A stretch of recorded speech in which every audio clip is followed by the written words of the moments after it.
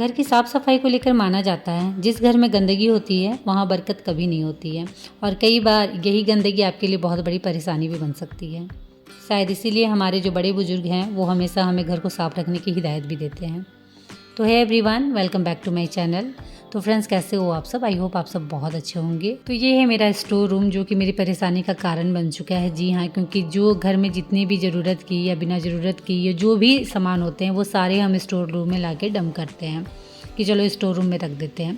But problem क्या होती है ना कि रखते रखते जब ये हालत हो जाती है उन सामानों की, आप देख सकते हो कि ये मेरा स्टोर रूम बहुत ज़्यादा बड़ा नहीं है, छोटा ही है, लेकिन हाँ सामान रखने के लिए काफ़ी है। बट इसकी हालत देख सकते हो क्या हो रखा है। मतलब रखते रखते रखते हम भूल जाते हैं ना कि उसे भी अच्छे से अरेंज करके ऑर्गेनाइज करके रखना है। मतलब लाया स्टोर रूम में डंप किया, बस वही हो रखा है।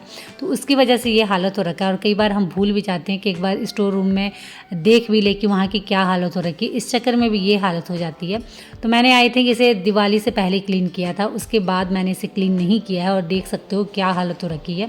घर तो हम चमका देते हैं लेकिन स्टोर रूम हम भूल जाते हैं, लेकिन ये हमें कभी नहीं भूलना चाहिए, क्योंकि स्टोर रूम एक्चुअली हम बनवाते ही इसीलिए हैं कि पूरे घर को क्लीन रखने में हेल्प मिल सके। क्योंकि पूरे घर में जो बिना यूज के सामान हैं उन्हें हम लाके अक्सर स्टोर रूम में रख देते हैं कि अभी इनका यूज नहीं है, स्टोर रूम में से रख देते हैं। या फिर चावल की बोरी बोलो, आटे की बोरी बोलो, या कुछ भी स्टोर रूम में ही लाके हमें रखना है कि अभी ज़रूरत नहीं है तो अभी से यहाँ रखते हैं। कई बार होता है ना कि हम राशन के सामान ज़्यादा मात्रा में मंगा लेते हैं, तो किचन में तो उतना आटना है नहीं, तो चलो स्टोर रूम है साइड में, वहाँ रख देते हैं, जब ज़रूरत होगी यहाँ से ले आएंगे। तो वही सेम कंडीशन है मेरा। ये स्टोर रूम आप देख रहे हो, साइज़ छोटा है बट यहाँ सामान भरे पड़े हुए हैं और अनऑर्गेनाइज है, इसीलिए ये रूम इतना ज़्यादा मेसी लग रहा है, इतना ज़्यादा गंदा लग रहा है। इस रूम में कोई वैसी मुझे सुविधा नहीं है कि कोई बड़ा सा वार्डरोब हो या कुछ अदर हो जिसमें मैं रख सकूं। बस एक आप सामने में जो छोटा ट्रंक बोलो, बक्सा बोलो, वो है। मैंने एक साइड में टेबल रखा है कि उसमें थोड़े बहुत सामान मैं अंदर में डाल सकूं। बस तो मुझे उसी के अकॉर्डिंग इसे क्लीन करना होगा और सारे सामान को अच्छे से अरेंज करके रखना होगा, जिससे ये मेरा स्टोर रूम क्लीन के साथ साथ ऑर्गेनाइज भी हो जाए। और साथ ही साथ ये रूम छोटा है बट स्पेसियस लगे। बहुत बार होता है ना कि छोटे रूम बोल के हम बात घुमा देते हैं कि छोटा रूम में क्या कर सकते हैं, बट ऐसा नहीं है। छोटे रूम में भी आप बहुत कुछ कर सकते हैं। थोड़ा बहुत दिमाग लगाइए, उसके बाद देखिए काम बनने ही बनने हैं। तो वैसे मैं दिमाग लगा रही हूँ, देखती हूँ क्या कहाँ सेट होगा, क्योंकि मुझे थोड़ा सा स्पेस चाहिए। क्योंकि कई बार ऐसा होता है ना कि जब मैं स्टोर रूम में झाड़ू पोछा करने आती हूँ तो स्पेस नहीं की वजह से ना झाड़ू हो पाता है ना पोछा हो पाता है, क्योंकि बहुत सारे सामान भरे पड़े हुए हैं। जगह है नहीं बट सामान बहुत ज़्यादा है। तो जो एकदम ही यूज के नहीं है, जिसे बिल्कुल मैं रख ही नहीं सकती, उसे मैं हटाऊंगी। और जो यूज के हैं, जो कभी ना कभी यूज आने हैं या फिर जिसे मैं फेंक नहीं सकती हूँ, उसे यहाँ रखूँगी। तो जो ये ट्रंक है मेरा छोटा सा बक्सा, ये ऑलरेडी फुल पड़ा हुआ था, लेकिन थोड़े बहुत जगह थी तो वहाँ मैंने थोड़े बहुत सामान डाल दिए हैं। और ये है हमारी पुरानी टीवी जो कि ख़राब हो चुकी है और उसे बनवाना है, इसलिए हमने अभी इसे यहाँ साइड में रखा है। और उसके बाद थोड़े बहुत जो कारपेट थे जो पहले मैंने लिए थे, बहुत कम यूज होते हैं, उसे भी मैंने यहाँ रखा है। बाई चांस कभी मैंने इसे यूज किया, क्योंकि इनमें प्रॉब्लम क्या होती है ना, देखने में तो अच्छे लगते हैं बट जब आप धोने जाओगे ना तो हालत ख़राब हो जाती है, इतने मोटे मोटे हैं, भारी भारी। तो इसलिए मैंने इसे साइड रख दिए हैं। बहुत कम ही आई थिंक विंटर के दिनों में मैं इसे यूज करती हूँ, उस समय ये एकदम परफेक्ट होते हैं। नहीं तो ऐसे मैं इसे यहाँ साइड करके किनारे ही रखती हूँ। उसके बाद जो थोड़े बहुत सामान है उसे सेट करते हैं, क्योंकि छोटे छोटे सामान ही बहुत ज़्यादा है। बड़े सामान का क्या है, पक जगह सेट करके रख दो, बट छोटे छोटे जो सामान होते हैं ना उन्हें सेट करने में हालत ख़राब हो जाती है। और ये जो है, ये है पूजा करने वाली चौकी, तो थोड़ी साइज में बड़ी है। सत्यनारायण कथा होता हम करते हैं तभी से निकालते हैं, तो इसलिए इसे भी मैंने यहीं रखा है। और साथ ही साथ जो चावल की बोरियाँ हैं, चाहे वो घर की हो या फिर खरीदी हुई हो, ज़्यादा मात्रा में होती है तो उसे आप किचन में स्टोर करके नहीं रख सकते हो। थोड़े बहुत क्वांटिटी में हम किचन में डब्बों में रखते हैं चावल, आटा, लेकिन जो बात का बाकी बचा उसका क्या। तो जैसे मेरे यहाँ मेरे घर के चावल भी होते हैं, ऊपर से हम खरीद के भी लाते हैं, तो उन सबको मैं किचन में नहीं रख सकती हूँ। तो उन सबको मैं यहाँ रखती हूँ, जब भी ज़रूरत होता है यहाँ से ले लेती हूँ। तो जितने भी छोटे मोटे कारपेट थे उसे मैं यहाँ रख रही हूँ। अच्छा, कारपेट से एक बात याद आया, ये जो कारपेट है ना, ये मैंने अमेज़न से लिया था और ये बहुत ख़राब निकला। तो इस तरीके के कारपेट ना आप कभी मत लीजिएगा, क्योंकि इसकी क्वालिटी बहुत ज़्यादा ही ख़राब है। मैं ज़्यादा बिछा भी नहीं पाई, बट ये बहुत, इसका जो बैक साइड है ना रबड़ का, जो फ्लोर में चिपक जाता है, वही ख़राब है। एक बार आप वॉश करो, उसके बाद आपको पता चल जाएगा इसका रिजल्ट। तो ये वाला कारपेट तो कभी मत लीजिएगा। ओके, तो लगभग मैंने जितने भी जो भी सामान थे सेट कर दिए हैं, और जो निकालने वाले थे जिसे मुझे बाहर निकालना था वो भी मैंने बाहर निकाल के रख दिए हैं। और बस अब बचा था यहाँ झाड़ू और पोछा करना। तो फटाफट मैंने झाड़ू लगा दिया और सच में फ्लोर से बहुत ज़्यादा गंदगी निकली, क्योंकि पहले मुझे स्पेस ही नहीं मिलता था कि मैं अच्छे से झाड़ू कर पाऊँ। और अभी थोड़ा सा सामान मैंने सेट किया, ऑर्गेनाइज किया, तो अभी अच्छा खासा मुझे स्पेस मिल गया है। तो फटाफट यहाँ झाड़ू करते हैं और उसके बाद जो ये आप कार्टून देख रहे हो या फिर जो वो बोरियाँ देख रहे हो, इन सब में वैसे सामान है जिसे मुझे बाहर निकालना है। तो चलिए इसे फटाफट बाहर निकाल के रखते हैं और उसके बाद झाड़ू करते हैं और साथ ही साथ पोछा लगा लेंगे।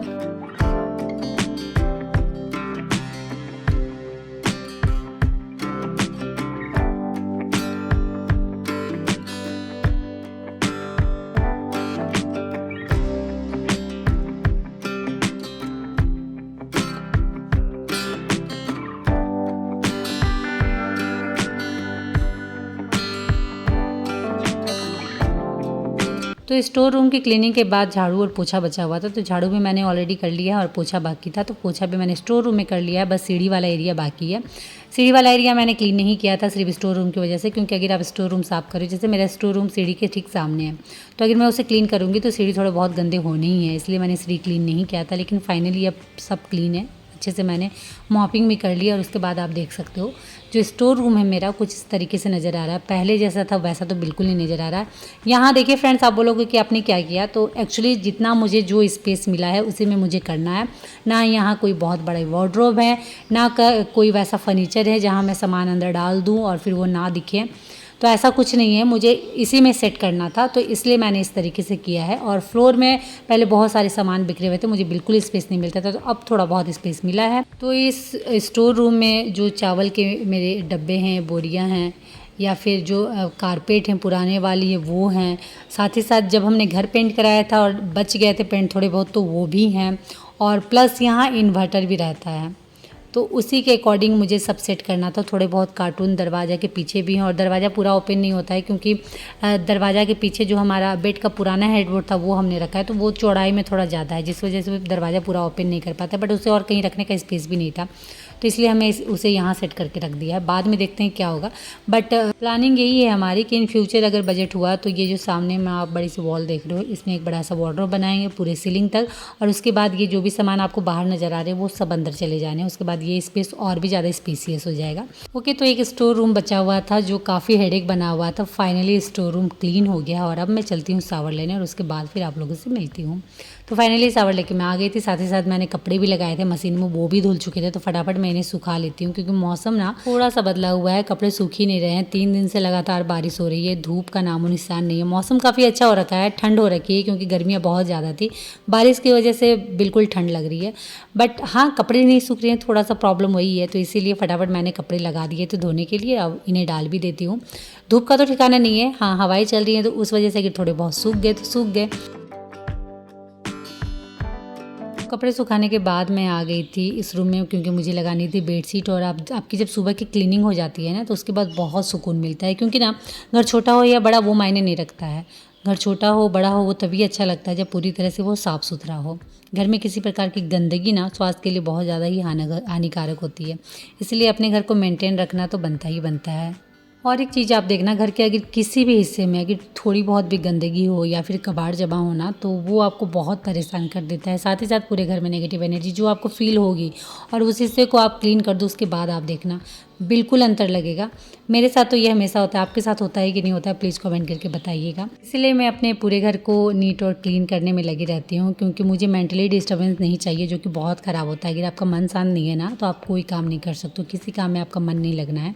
और अगर आपका मन हैप्पी है, खुश है, शांत है, तो आपके सारे काम चाहे वो कितने भी बड़े हो या फिर कितने भी टेंशन वाले हों, बहुत ईजिली हो जाने हैं। और थोड़ा सा बेडशीट चेंज करने के बाद इस रूम का लुक और भी ज़्यादा खूबसूरत लग रहा है। तो ये रूम हो गया है सेट, और अब मैं चलती हूँ, थोड़े और छोटे मोटे काम है वो भी फिनिश कर लूँ, क्योंकि अभी बच्चों के आने में टाइम है और खाना भी ऑलमोस्ट मैंने बना लिया है। घर के कामों के बीच बीच में ना किचन में भी जाके काम कर लिया करिए, इससे क्या होगा, घर के काम भी हो जाने हैं और किचन के जो आपके काम है वो भी हो जाने हैं। तो खाना मैंने रेडी कर लिया था और अभी मेरे पास टाइम है कि मैं आराम से इन स्विच बोर्ड की क्लीनिंग कर सकती हूँ, क्योंकि क्या होता है ना, बीच बीच में अगर आप इधर ध्यान नहीं ना दो तो बहुत ज़्यादा गंदे लगते हैं। एक तो वाइट वॉल है मेरी और उसमें है वाइट स्विच बोर्ड, और वो अगर ब्लैक हो जाती है, गंदी हो जाती है ना, तो तुरंत दिखती है और वो बहुत ज़्यादा ख़राब लगती है। तो इसलिए बीच बीच में इनकी क्लीनिंग बनती ही बनती है। तो मैं 15-15 दिन में इनकी क्लीनिंग कर देती हूँ। और घर में बच्चे हैं ना, तो फिर बार बार जाके फ़ैन ऑन ऑफ करना या लाइटें जलाना, तो वो जिस हिसाब से स्विच बोर्ड को टच करते हैं, जिसकी वजह से दाग लगने हैं और गंदी होनी है स्विच बोर्ड। तो इसीलिए बीच बीच में एक बार जो आपके घर के स्विच बोर्ड हैं उन्हें क्लीन कर दो। घर की साफ़ सफाई और किचन के काम, ये दोनों ख़त्म होने के बाद जब आपके पास टाइम बचता है ना, जब आप फ्री रहते हो, उस वक्त इन छोटी छोटी क्लीनिंग को करना, तो आपका घर का हर एक हिस्सा ना बहुत अच्छे से मेंटेन रहने वाला है और घर का हर एक कोना चमकने वाला है।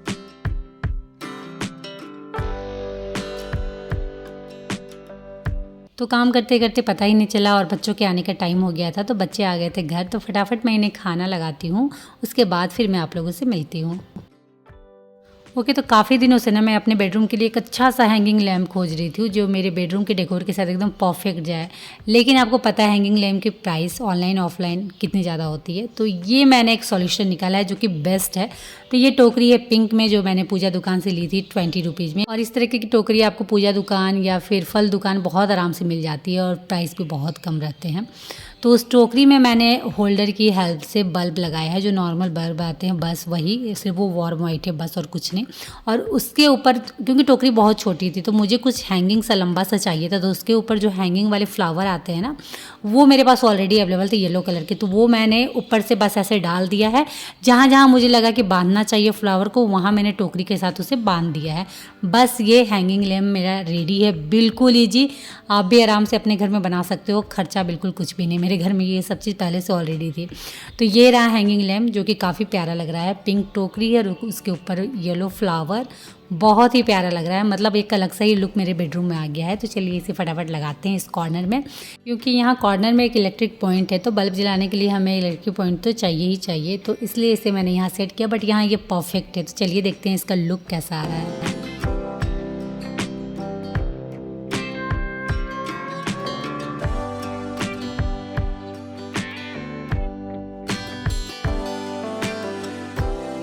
तो ये जो हम छोटे छोटे डेकोर अपने घर में करते हैं ना, ये हमारे घर की खूबसूरती में 4 चांद लगा देता है। ज़रूरी नहीं है कि कोई भी महंगा शो पीस, कोई भी महंगी पेंटिंग या भी कोई भी महंगा हैंगिंग लैम्प आप मार्केट से ख़रीद के लाओ और घर पे लगाओ तो ही आपका घर खूबसूरत बन सकता है। बस थोड़ा सा दिमाग लगाना है और घर की चीज़ों से ही आप अपने घर के लिए खूबसूरत सा हैंगिंग लैम्प या फिर कुछ भी अदर बना सकते हो जो आपके घर की खूबसूरती में 4 चांद लगा देगा।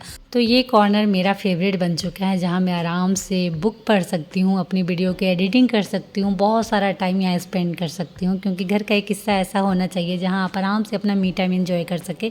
तो ये वाला कॉर्नर कुछ इस तरीके से है। तो चलिए फ्रेंड, इस प्यारे से हैंगिंग लैम्प के साथ आज का वीडियो यहीं एंड करते हैं और उम्मीद करते हैं कि आज का वीडियो आप लोगों को अच्छा लगा हो। तो फटाफट लाइक करिए, शेयर करिए और अगर चैनल में नए हो तो प्लीज़ चैनल को सब्सक्राइब जरूर कर लीजिएगा।